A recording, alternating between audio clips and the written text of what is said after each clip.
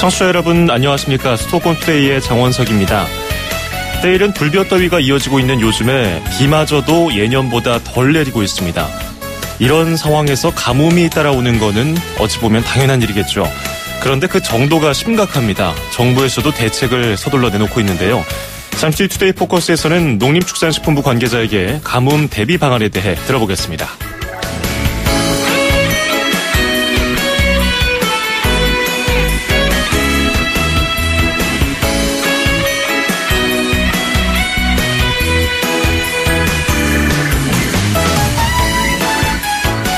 오늘 아침 앵커가 뽑은 수도권 뉴스입니다. 문재인 정부의 교육 공약 1호, 고교 학점제입니다. 경기도에서 가장 먼저 도입될 것으로 보이는데요. 대학 수업처럼 학생들이 원하는 수업을 골라서 들을 수 있는 겁니다. 오는 8월에 실질적인 계획이 나오고 내년부터 시범 실시될 예정인데요. 새 정부의 교육정책 어떻게 변해갈지 궁금해지네요. 릴리 오션이 부른 Get Out of My Dreams, Get Into My Car 띄워드리면서 2017년 5월 30일 화요일 수도권 투데이 시작합니다.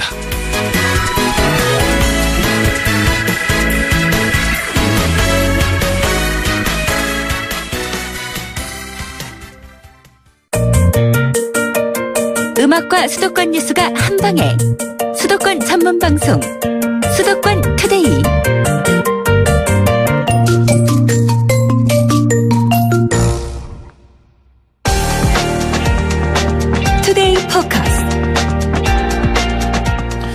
어제 서울 경기 참 더웠죠. 30도를 육박하는 더위였는데요. 한낮 기온이 경남 밀양은 몇 도였는지 아십니까? 36.6도였습니다. 그리고 경주, 영천, 대구 이런 영남 지역도 35도를 넘으면서 올해 들어서 가장 더웠습니다. 이른 폭염에 1973년 기상관측 이래 두 번째로 비가 적게 와서 가뭄이 심각합니다. 지금 농촌은 논밭에 물을 대야 할 중요한 시기죠. 그런데 애석하게도 땅은 메말라서 쩍쩍 갈라져 있습니다. 충남 등 내륙 일부 저수지는 바닥이 보일 정도로 물이 말랐습니다. 문재인 대통령이 가뭄 대책비를 조기에 집행하라는 지시까지 내렸는데요. 정부는 어떤 대책이 있는지 들어보겠습니다. 한준희 농림축산식품부 농업기반과장 전화 연결돼 있습니다. 과장님 안녕하세요. 예, 안녕하십니까? 예, 지금 가뭄이 구체적으로 어느 정도 심각합니까? 금년도 강수량을 보면은 1월부터 5월까지 전국 평균 누적 강수량이 161mm입니다. 이는 평년 강수량 295mm의 한 55%에 불과하죠. 한 반 정도 왔다고 보면 되죠. 아까 말씀드린 대로 기상관측 시스템을 갖춘 이래 두 번째 적은 강수량이라고 이렇게 얘기를 하고 있습니다. 특히 전국의 이제 저수지의 저수율을 보면은 평균 57%를 유지하고 있는데요. 이 수준이면 평년이 72%였는데 한 15%가 작은 약 평년에 한 79% 정도 수준을 유지하고 있습니다. 특히 경기도하고 충남의 저수율이 각각 36%, 43%를 기록하고 있으니까 경기도와 충남 지역이 가뭄이 심하다고 이렇게 말씀을 드리겠습니다. 이게 글쎄요. 지구온난화 때문에 이런 강수량도 계속해서 꾸준히 줄고 있는 추세를 보이고 있던데요. 요 몇 년 새 보니까 가뭄 단계도 있습니까? 단계에서 좀 심각한 쪽으로 발령 중인가요? 가뭄 단계를 현재 주의 단계로 발령을 했습니다. 이는 시군별로 위기 매뉴얼에 따라서 2개월 누적 강수량이 평년에 70% 미만, 또 저수율이 평년에 70% 미만일 때 주의 단계로 이렇게 관리를 하게 됩니다. 이러한 지역이 이제 3개 시도, 10개 시군 이상이 가뭄이 발생하거나 예상될 때 주의 단계를 발령하게 됩니다. 주의 단계는 그러면은 어느 정도에 속해 있는 건가요? 이게 몇 개 단계로 나눠지나요? 저희들이 이제 관심, 주의, 경계, 심각 이렇게 단계로 이제 하고 있는데 3개 시도, 10개 시군 이상이면 주의.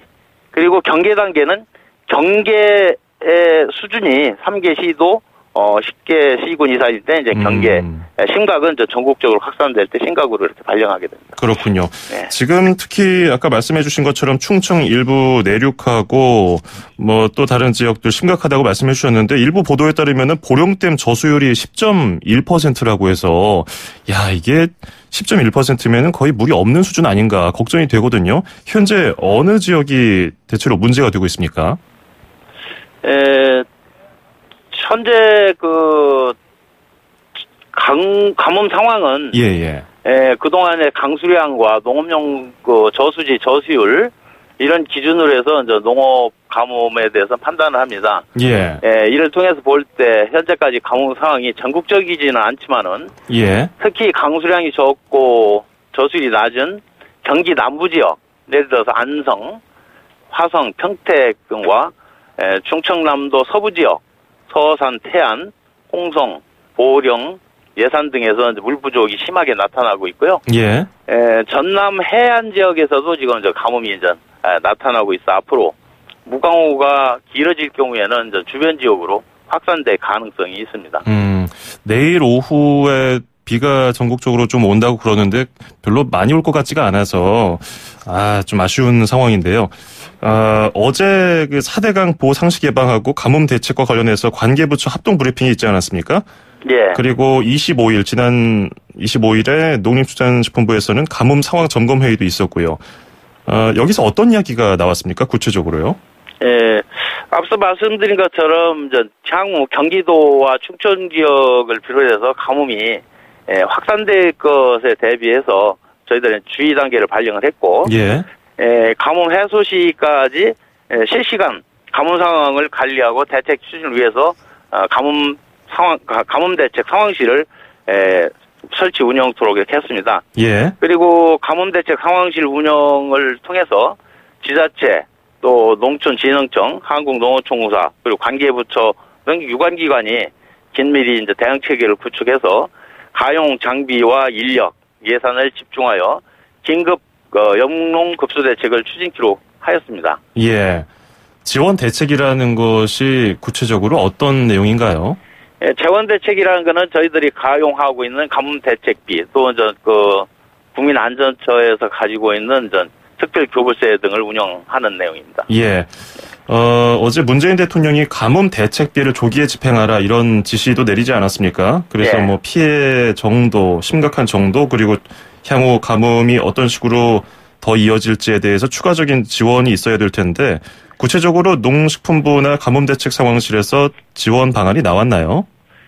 그래서 저희들이 지난 5월 18일에 가뭄 대책비를 40억 원을 경기도와 충남에 이제 긴급 지원을 했고 어제 5월 29일입니다. 어제 국민안전처에서 재난특별교부금 70억을 경기와 충남 지역에 긴급 지원해서 모내기 후에도 농업용수 확보를 위한 긴급 용수 개발비를 지원을 했습니다.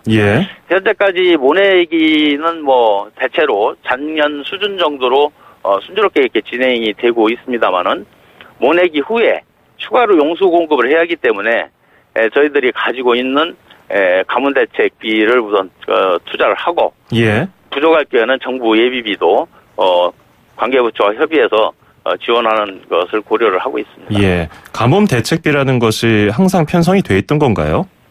매년 뭐 많지는 않지만 일정 부분을 좀 편성을 해서 가지고 있습니다. 그럼 보통은 몇 월쯤에 집행이 됐었나요?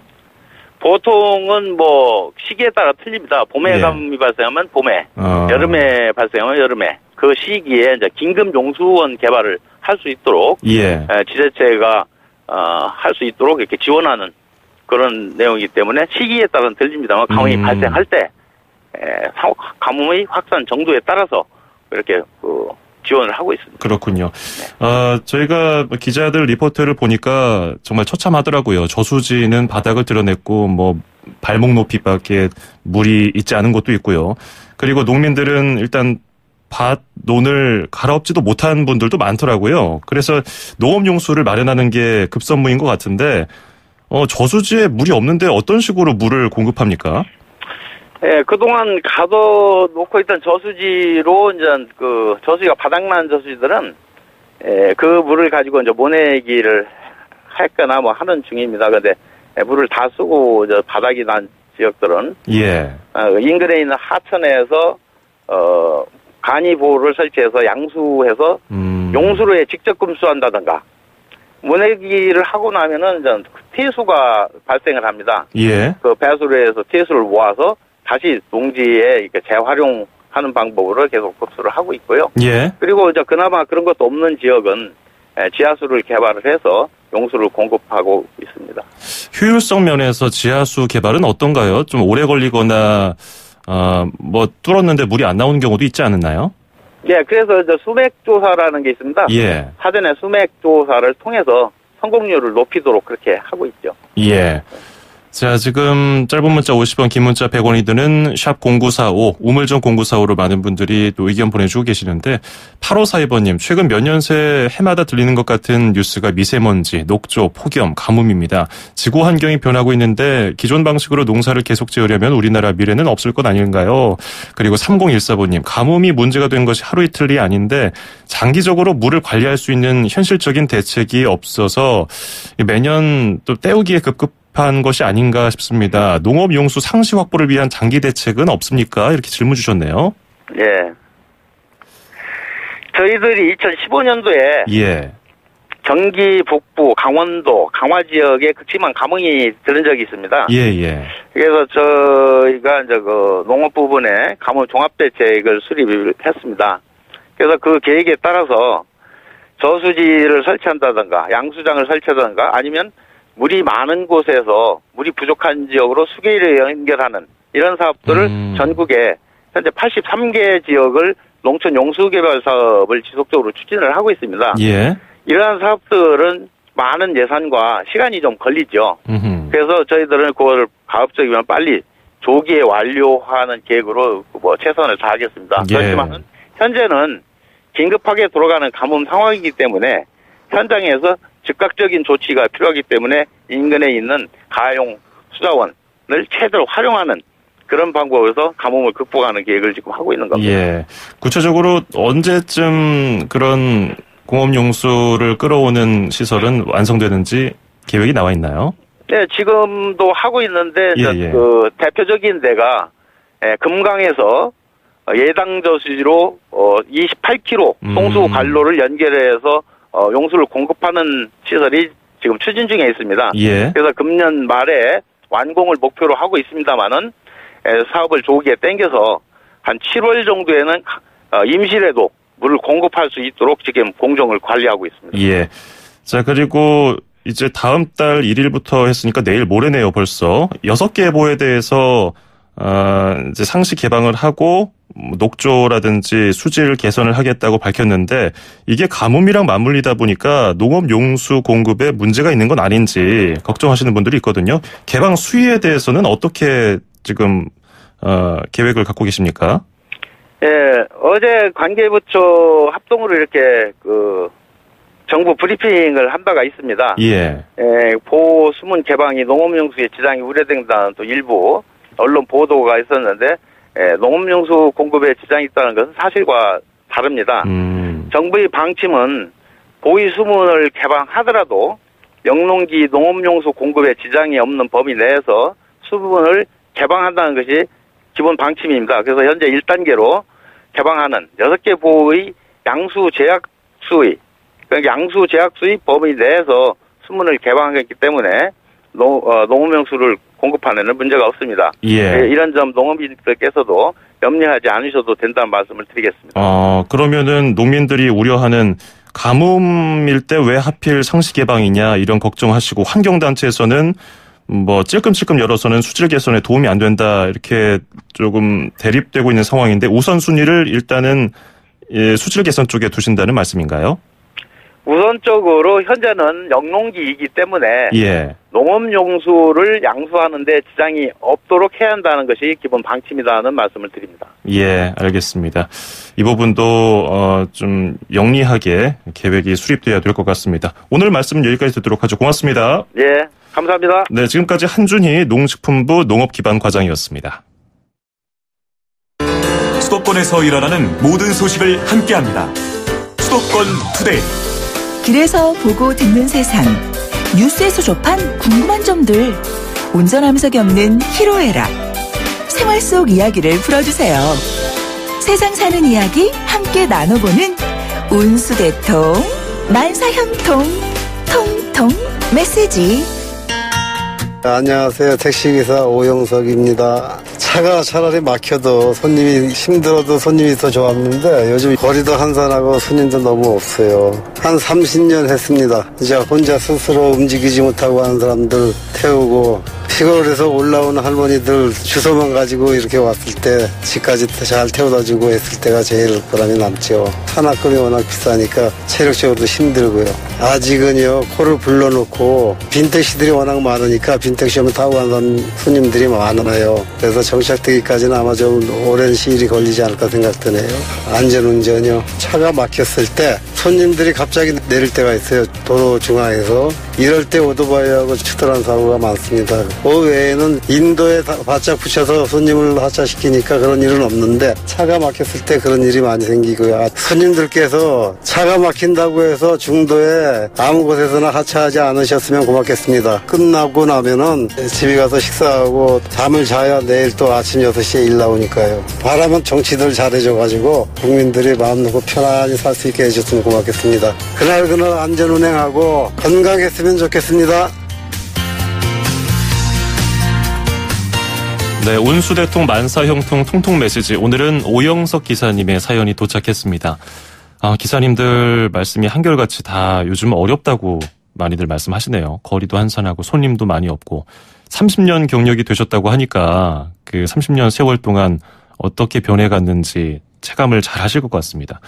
보통 어른들이 옛날이 좋았지, 그때가 좋았다 이런 말씀 많이 하시잖아요. 예전에는 살기 좋았던 것 같은데 갈수록 이렇게 빡빡해지고 힘들어진다고.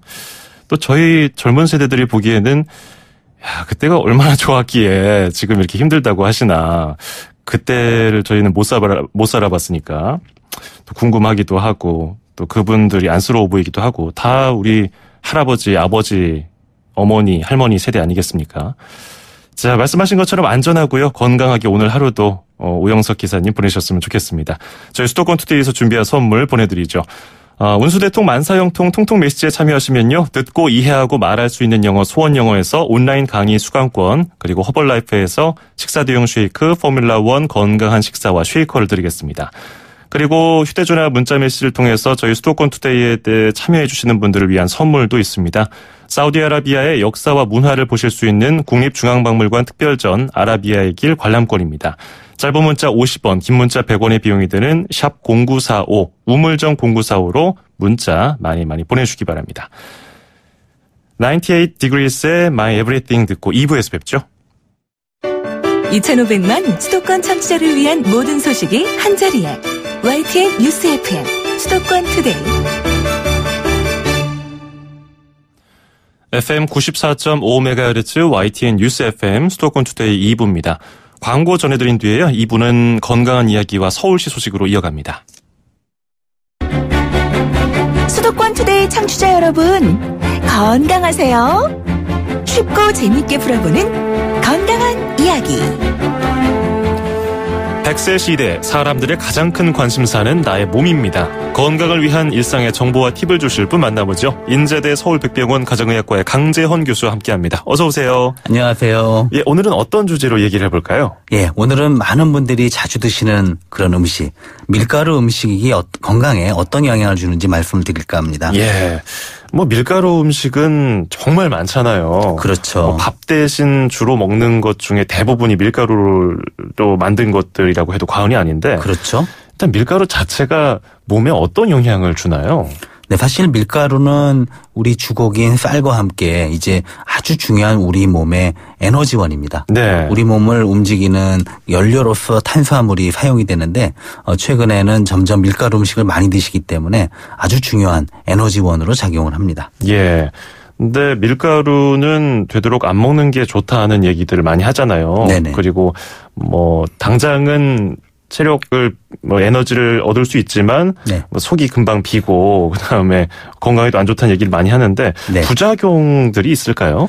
네, 사실 밀가루하고 또 우리 주곡으로 먹는 쌀이 어떤 차이가 있을까 생각을 하면 사실 서구인들은 밀이나 밀가루를 주식으로 하고 이 동아시아 쪽에는 아무래도 쌀을 주곡으로 하는데 둘 다 밀과 쌀 자체, 그러니까 즉 알곡 상태에서는 영양적으로 둘 다 우수한 그런 식품이거든요. 근데 문제는 도정을 하고 그다음에 또 밀의 경우는 가루로 빻게 되잖아요. 그렇게 되면 그 안에 들어있는 단백질이나 식이섬유 또 여러 비타민과 미네랄이 많이 줄어들게 돼요. 특히 또 밀가루 상태에서는 가루 상태이기 때문에 체내에 흡수가 됐을 때 혈당을 빨리 올리고 또 살을 더 잘 찌게 하는 단점이 있고요. 또 밀가루 안에 글루텐이라는 즉 밀가루가 반죽할 때 이렇게 끈적끈적해지게 하는 그런 찰지게 하는 성분이 장내 염증을 일으키거나 소화장애, 피부장애를 일부 사람에게 유발을 할 수 있기 때문에 문제가 됩니다. 그리고 그 부작용 중에서 알레르기도 있더라고요. 밀가루 알레르기면 도대체 뭘 먹어야 되는지. 그렇죠. 참 안타깝더라고요. 사실 밀가루 자체의 알레르기보다는 아까 말씀드린 그런 글루텐에 대한 알레르기가 꽤 있어요. 그래서 그 알레르기는 피부 반응으로 나타나기도 하고 또 먹기만 하면 속이 안 좋고 배가 아프고 뭐 설사를 한다든지 이런 식의 형태로 알레르기 반응이 나오게 되죠. 참 조심해야겠는데요. 그럼 밀가루가 어떤 면에서 건강에 좋다 이렇게도 설명할 수 있을까요? 사실 또 밀가루 장점은 저렴하면서도 굉장히 다양한 가공이 가능하잖아요. 뭐 빵뿐만 아니라 면이라든가 또 기호식품을 만드는데 밀가루가 꼭 들어가기 때문에 그런 면에서는 오히려 영양 공급원으로 장점도 있습니다.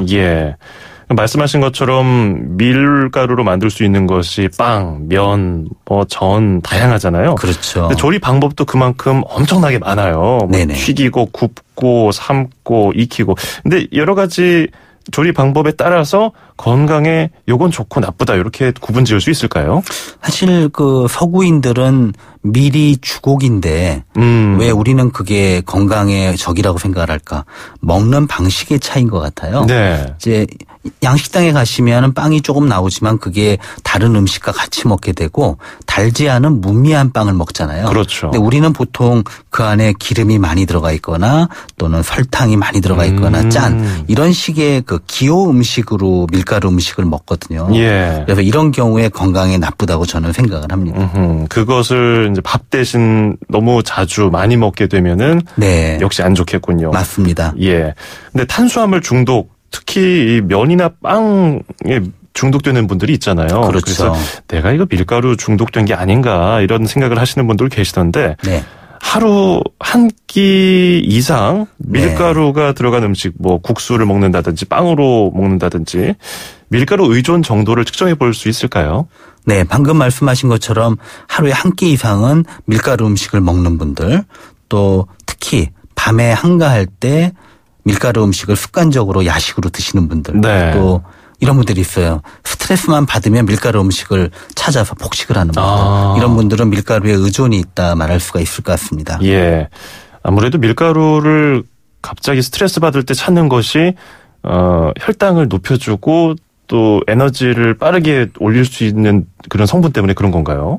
그런 경우도 있고 또 밀가루 음식을 갑자기 많이 먹게 되면 혈당이 올라가고 그다음에 2차적으로 뇌 안에 세로토닌 수준이 올라가게 되면서 조금 스트레스 완화되거나 기분이 나아지는 효과를 짧게 볼 수가 있거든요. 그래서 근데 문제는 너무 짧은 효과이기 때문에 문제가 됩니다. 그러니까 스트레스 쌓일 때 먹는 걸로 나 스트레스 풀어 하시는 분들이 밀가루 음식을 많이 드시더라고요. 맞아요. 왜냐하면 간단하게 먹을 수 있고 간편하게 쉽게 접할 수 있잖아요. 그래서 이게 스트레스 받으면 살이 정신 소모 때문에 빠져야 되는데 오히려 찌는 분들은 밀가루 음식 많이 드셔서 그렇다는 얘기 하는데 맞습니다. 살찌는 것 그리고 밀가루의 관계 어떻게 봐야 될까요?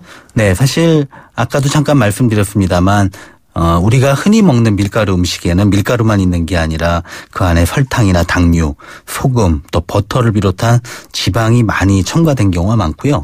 또 뭐 생선이나 육류, 채소랑 고루 먹는, 마치 우리가 밥을 먹을 때 여러 반찬을 같이 먹는 식으로 드시면 상관없는데 우리나라 사람들이 빵을 먹을 때는 간식, 야식거리로 그냥 빵만 먹게 되는 경우가 많거든요. 네. 그러니까 상당히 많은 열량을 짧은 시간에 섭취하기 때문에 살이 찌는 원인이 된다고 보고 있습니다. 예. 그러면 앞서 말씀해 주신 것이 힌트가 될 수 있겠는데요. 밀가루를 건강하게 먹는 방법 뭐가 있을까요? 네, 바로 그렇습니다. 흰 밀가루보다는 되도록이면 좀 거칠지만 식이섬유가 풍부한 통밀 제품을 드시면 더 좋고요. 예. 빵을 드실 때도 뭐 파이나 케이크 같은 단 그런 빵보다는 뭐 잡곡밥이나 뭐 하여튼 거칠은 빵을 드시는 게 좋고, 또 영양 균형을 맞추기 위해서 빵만 드실 게 아니라 육류, 생선, 계란, 두부 같은 그런 단백질 음식과 채소, 과일을 곁들이신다면 건강에 좋은 밀가루 음식이 될 수도 있습니다. 예, 오늘은 밀가루를 어떻게 건강하게 먹어야 되는지 알아봤습니다. 오늘 고맙습니다. 감사합니다. 네, 지금까지 강재헌 인제대 서울백병원 가정의학과 교수와 함께했습니다.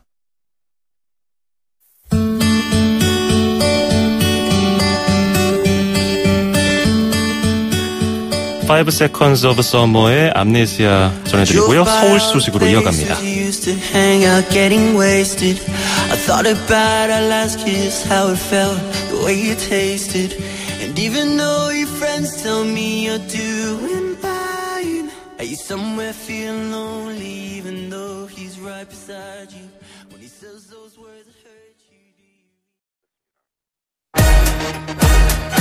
출입처 기자들의 수첩을 살짝. 가장 빠른 수도권 소식을 전해드립니다. 여기는 출입처입니다. 출입처로 가보는 시간, 오늘은 서울시청으로 가보겠습니다. YTN 신용진 기자와 함께합니다. 안녕하세요. 네, 서울시청에 나와 있습니다. 예, 서울광장을 점거하고 있던 보수단체 텐트가 넉 달여 만에 철거가 됐네요. 네, 지난 1월 21일부터 텐트를 쳐서 불법 점거를 해왔죠. 이 박근혜 전 대통령을 지지하는 이 보수단체의 명칭은 탄핵 무효를 위한 국민저항 총궐기 운동본부입니다. 예. 서울시는 오늘 오전 6시 반에 텐트를 철거하는 행정 대집행에 들어갔는데요. 불과 30분 만에 천막과 텐트 등 이 41개의 동이 철거가 됐습니다. 당시 텐트 안에는 40여 명이 있었지만 큰 저항 없이 물러났다고 서울시는 전했습니다. 지금은 천막이 사라진 자리에 이 잔디를 심기 위한 사전 작업이 진행되고 있습니다. 예, 시청 광장은 시민들의 각종 축제가 열리는 공간인데요. 그동안 이 텐트 때문에 수많은 행사가 열리지 못했죠. 네, 그렇습니다. 서울시는 그동안 탄기국 관계자와 수차례 면담을 했고요. 행정 대집행 계고서를 13차례 보내는 등 자진 철거를 요청해 왔습니다. 이 무단 점유에 대한 변상금 6,300만 원도 부과했고요. 또 시위 관계자 7명을 경찰에 고발하게 됐습니다. 하지만 이들의 불법 점유가 이어지면서 피해가 고스란히 시민들에게 돌아갔는데요. 이 서울 광장에서 예정됐던 행사 33건이 취소되거나 연기됐고요. 또 잔디 심는 작업도 늦어져서 그동안 광장에 흙먼지가 많이 흩날렸습니다. 서울시는 잔디를 심고 화단을 조성하는 작업이 4주 정도 걸릴 것으로 예상하고 있습니다. 다음 달 말쯤부터는 정상적인 사용이 가능해져서 다시 시민의 품 안에 돌아갈 것으로 보입니다. 예, 그렇군요. 자, 지금 전화하면서 잡음이 조금 들려서요. 청취자 여러분의 양해 부탁드리겠습니다. 자, 오는 9월부터 2달 일정으로 서울에서 도시 건축 비엔날레가 열리는데요. 올해 처음 열리는 행사라고요? 네, 이번이 1회입니다. 오는 9월 1일부터 11월 5일까지 66일 동안 도림은 박물관 마을과 동대문 디자인 플라자, DDP라고 하죠. 이 서울 도심 곳곳에서 열리는데요. 예. 이 세계 30개 대학과 관련 기관 120여 곳이 참가하는 글로벌 학술 전시축제입니다. 이 공유 도시를 주제로 24개 나라 40여 개 팀이 프로젝트 전시가 열리는 주제전, 그리고 베이징과 런던, 빈 등 세계 주요 도시 50여 곳이 공공 프로젝트로 진행하는 도시전 등 크게 두 축으로 운영이 됩니다. 예, 요즘에 건축물이라는 것이 예술의 경지에 오른 그런 아름다운 것들도 많기 때문에 관심 있는 분들은 가서 구경하시면 좋을 것 같은데, 방금 소개해 주신 전시 말고 또 현장 프로젝트도 있다고 하던데요. 예, 현장 프로젝트는 시민 누구나 무료로 참여해서 서울의 현재와 미래도시 정책을 직접 체험해볼 수 있는 게 특징입니다. 예. 이 서울의 공유도시 실험장으로 불리는 세운상가, 을지로 공구상가, 창신동 봉제작업장 등에서 다양한 실험이 펼쳐지는데요. 이 현장 프로젝트는 생산도시와 식량도시 그리고 똑똑한 보행도시 이렇게 세 가지로 나눠집니다. 이 생산도시에서는 서울의 도심 제조업 현장을 재조명하고요. 식량도시 프로젝트는 물 부족과 도시농업, 일회용품 사용처럼 다양한 이슈를 시민들의 피부에 와닿는 방식으로 다룹니다. 이 마지막으로 똑똑한 보행도시는요. 이 걷는 도시 서울의 비전을 제시하는 현장 프로젝트입니다. 이 개막까지 석 달 정도 남은 도시건축 비엔날레를 미리 만나볼 수 있는 방법도 있는데요. 이 매주 수요일과 목요일 이 DDP 디자인 나눔관에서 열리는 시민 대상 무료 강좌에 참여하는 겁니다. 이 도시와 건축을 쉽게 설명해주는 교양 강좌, 또 서울 비엔날레에서 다룰 주제를 먼저 알아보는 주제 강연으로 진행이 됩니다. 예, 미래 도시를 미리 만나보고 싶으신 분들은 돈인문 박물관 마을이라든지 동대문 디지털 플라자에 가보시면 좋을 것 같네요. 오늘 잘 들었습니다. 네, 수고하세요. 네, 지금까지 YTN 신용진 기자였고요. 인터넷 인터뷰 과정에 그 전화 상태가 고르지 못한 점 청취자분들의 양해 부탁드리겠습니다.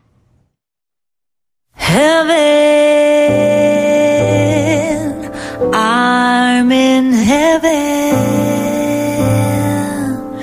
and my heart beats so that I can hardly speak. 수도권 투데이 오늘 준비한 소식은 여기까지고요. 끝으로 토니 베넷과 레이디 가가가 함께 부른 치크 투 치크 띄워드리면서 저는 인사드리죠. 내일 아침 9시 10분에 뵙겠습니다. 장원석이었습니다. 고맙습니다. Together dancing cheek to cheek. Heaven, I'm in heaven, and the cares that hung around me through the week seem to vanish like a gambler's lucky streak when we're out together dancing cheek to cheek.